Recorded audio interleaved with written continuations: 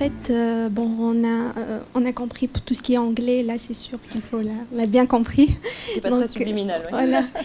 Sinon, donc, on n'a pas, parce qu'en tant que scientifique, on n'a pas vraiment une idée sur marketing, développement, management. C'est compliqué pour nous, par exemple, pour faire une formation complémentaire. Si on entre, je dis au hasard, EM Lyon, par exemple, et on trouve plusieurs, mais on ne sait pas quel est pour nous le mieux de faire une formation complémentaire. Qu'est-ce qu'on choisit en fait pour bien, parce qu'on a bien compris que, par exemple, au niveau des post-docs, vous avez dit qu'il n'y a pas, l'année dernière, par exemple, il n'y a pas beaucoup de, voilà, pour augmenter nos chances dans d'autres jobs comme chargé des études marketing. Oui. Donc voilà, quelle est la formation? Bon, on ne va pas parler d'MBA ou de c'est cher, ça revient cher, mais au moins une formation, par exemple, de... Alors, on choisit quoi? Oui, c'est une très bonne question et je sais que moi-même quand j'étais au LEM, on avait évoqué la question avec l'équipe puisque l'idée était de se dire on donne accès sur le site internet du LEM, donc là si je parle vraiment côté France, à un certain nombre d'organisations qui sont référencées ou sur lesquelles le LEM a pu contribuer en termes de contenu et de modalités pédagogiques. Donc n'hésitez pas, pour moi le premier point d'entrée c'est le site internet du LEM sur lequel vous pouvez avoir accès à un certain nombre de recommandations en termes d'école et de contenus qui sont censés correspondre aux attentes de l'industrie pharma.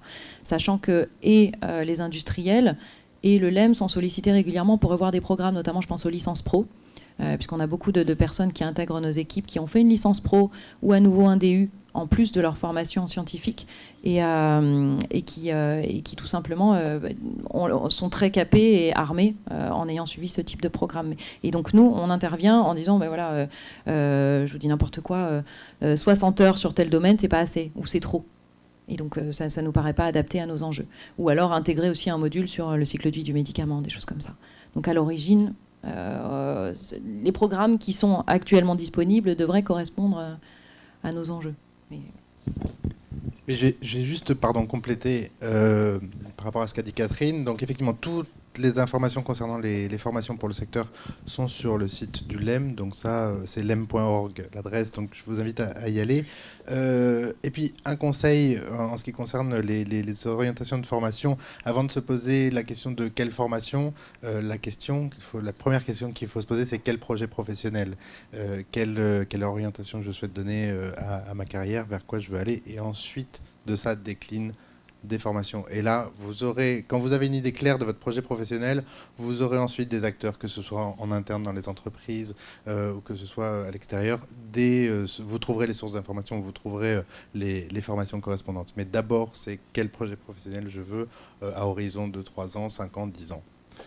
Et puis, il me semble aussi que ça vaut la peine peut-être de partager avec vous le fait que rentrer dans l'entreprise, c'est aussi un moyen de voir quelle est la filière qu'on aime et à laquelle finalement on va se vouer à fond. Et il ne faut pas chercher à être le Robocop du Robocop en sortie de fac avec tous les diplômes possibles et imaginables, parce que finalement, peut-être que vous n'aurez pas fait celui qui correspondra à la filière que vous avez envie de faire dans une entreprise. Donc je pense qu'il faut être armé pour pouvoir rencontrer des RH et faire sa première entrée dans une entreprise. C'est sûr qu'il faut avoir des armes au départ, mais il ne faut pas chercher à avoir une énorme carapace en disant il faut faire ça, plus ça, plus ça, plus ça, plus ça. Et si je n'ai pas fait un MBA à Harvard, j'ai aucune chance de rentrer. Donc pensez-le comme ça, l'entreprise offre plein d'opportunités. Vous découvrez des métiers, vous découvrez des choses que vous imaginez même pas malgré toutes les présentations qu'on peut vous faire. Et puis quelque part, c'est votre cheminement sur la vie d'un projet exposé à certaines spécialités qui va faire que vous allez aller par-ci, par-là, et l'entreprise vous donnera les moyens de grandir et de vous développer. Donc ne cherchez pas la carapace parfaite pour rentrer face à tous les RH que vous rencontrerez. Pas que les RH, pas que les RH. Pour rajouter donc à ce que vient de dire Laurent, et même pour simplifier, je dirais que posez-vous la question. Oui, posez-vous la question, qu'est-ce que j'aime faire?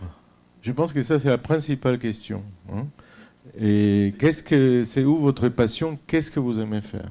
Ça c'est pour moi la principale question. Je pense qu'il y a aussi un lieu sur lequel vous pouvez vraiment vous poser les bonnes questions, c'est tout simplement les forums métiers. Et là, vous avez plein de représentants de l'industrie pharma qui sont là. Vous avez des professionnels qui peuvent vous donner des exemples de carrière, etc.